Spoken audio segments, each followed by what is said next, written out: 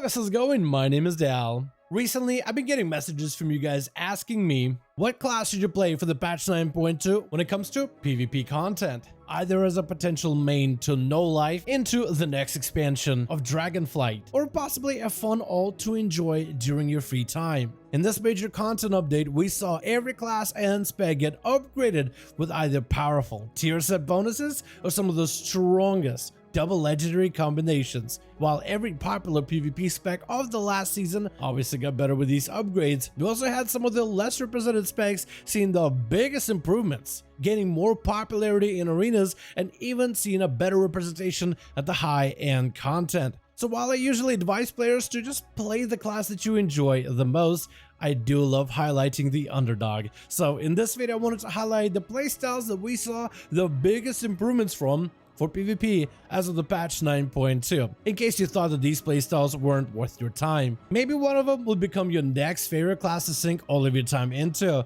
But right before we get into the list, most of you guys watching these videos are still not subscribed. However, the more of you remind, the more of you do. So let's keep it going. Subscribe to the channel as well as hit the bell if you're watching these videos anyway, especially if you want to catch more regular videos like these for the patch 9.2 or potentially future WoW expansion announcements with the next expansion of Dragonflight, hopefully seeing an alpha sometime in the future.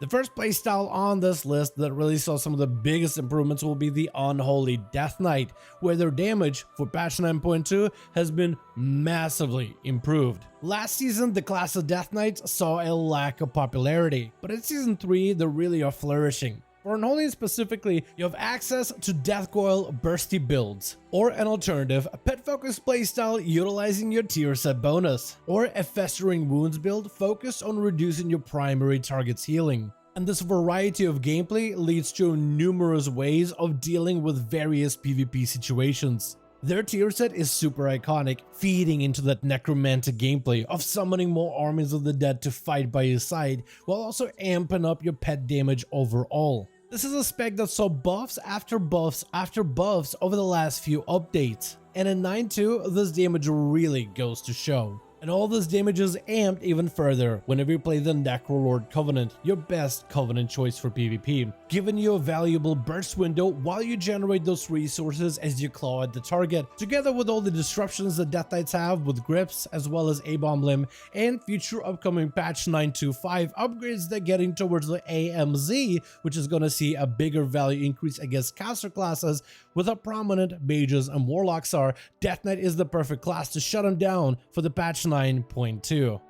The next spec on the list will be Affliction Warlock. Generally, Warlocks saw pretty low representation during the last season of Season 2, seeing some relative success, but overall their popularity numbers were much lower than alternative ranged DPS classes. Over the last few updates of Shadowlands, Affliction Warlocks have been picking up little buffs here and there, and together all of these buffs cumulatively result in a much better performance for the patch 9.2. But the biggest buff that Affliction Warlock saw is the meta switch towards the Drain Life playstyle, giving Affliction Warlocks a viable burst window, but also amplifying their survivability greatly for a non-hybrid class. If you were to try Affliction, definitely do it with the Endereth Lego, and make sure you're running the Drain Life conduit. Drain even has a crazy synergy with a Nightfey Covenant ability. Soul Rot will cause a damage over time to debuff your target, but also the Rot becomes a conduit for your Drain Life spell, giving you bonus targets to drain from afflicted by the Rot, which can double or triple your burst and survivability potential. And one of the biggest advantages of Affliction this season has been the Resolve Trinket. And while this is a very different trinket for the season, and we're not sure if we will see it heading into the next expansion, after getting interrupted, you are more resistant to further disruptions, letting Affliction Warlocks more reliably dot up enemies with unstable Affliction, getting an easier time to play into the anti-dispel mechanics, or more reliably casting Drain Lives for survivability or burst purposes, becoming a much more reliable caster to bring into PvP that can actually fully play into the class mechanics instead of constantly interrupted and shut down by majority of the melee DPS.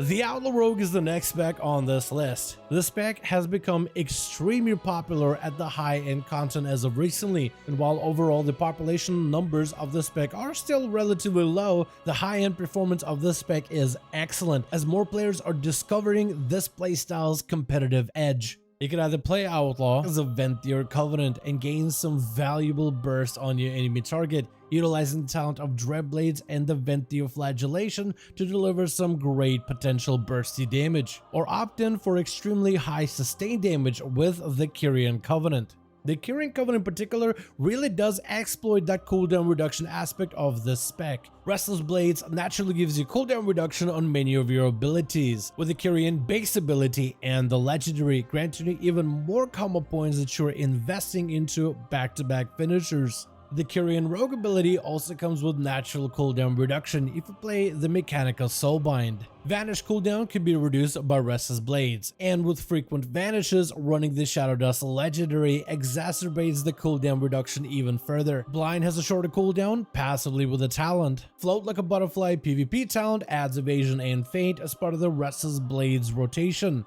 Prepared for All Conduit gives you even more cooldown reduction for both evasion and Cloak of Shadows, so what are even cooldowns for this spec? So besides the cooldowns, or the lack thereof, you also have fantastic single target output with great cleave in arenas. You're also naturally tanky, granting bonus stamina from enduring a brawler as well as all those rotating short cooldown defensives. Fury Warrior in Season 3 has overwhelming damage output. That's probably the best way to describe this playstyle. The spec is likely one of the strongest melee DPS in the game when it comes to PvP currently. For the longest time, these Furious Warriors have been living in the shadow of Arms, since Arms comes with a base damage output, great utility, and a Mortal Strike effect, giving them a passive way to reduce their target's healing, giving them some kill potential. Fury Warriors always had the Slaughterhouse ability, but it's far more difficult to maintain, requiring quite a lot of rage and consecutive rampages in order to maintain the pressure on your target. But with your tier set, Proc and Recklessness, rage generation is far easier to acquire, with Recklessness fueling you with even more rage output. Another benefit of Slaughterhouse is it can be cleaved. Since Rampage can be cleaved on multiple targets, you can apply these grievous wounds on multiple enemies. So overwhelming damage plus the 40% healing reduction effect gives them so much pressure, whether they are tackling and fueling all of the fury into a singular foe or carving it into multiple targets. Also, they're generally fairly tanky, especially after the defensive nerfs to defensive stance of the Arms Warrior, making them a little bit squishier. With double two-handed weapons, which gives them more stamina, the talent of Impending Victory providing quite a substantial heal, and in rage regeneration not only gives them damage reduction, but also a self-heal on top of it.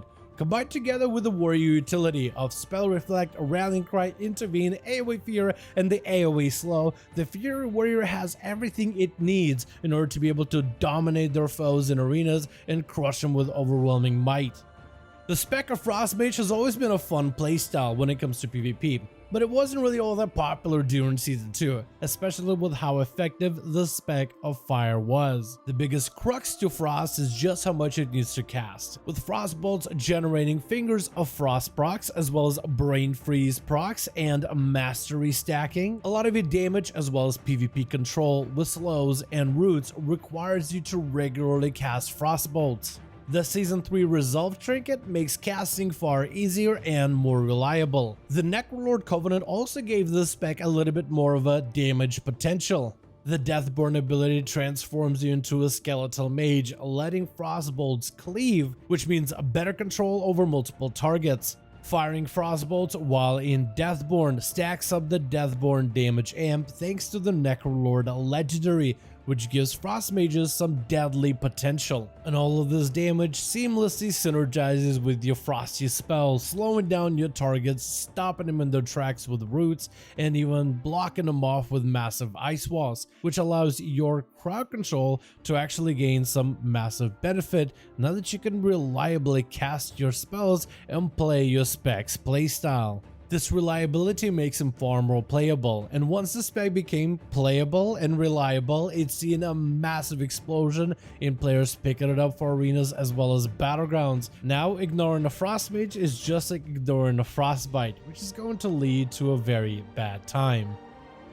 I want to thank you guys so much for watching this video, and I hope you guys enjoyed. Let me know your thoughts in the comments below. Let me know in the comments what you think about the classes that we featured in today's video, and are there any more hidden gems in the game, specs and playstyles that saw poor representation in last season that have actually been doing really well in this one that also should have been featured in today's update. Let me know in the comments below. As per always, if you guys enjoyed this video or found it informative, go ahead and give it a thumbs up. I would very much appreciate it. And as always, in the description of every single video and live stream, we have a link to our Discord community channel. Probably the best place to reach out to me directly in case you want to let me know what you thought about this video update, or if you want to hang out with the rest of the 5511 Duel Link community.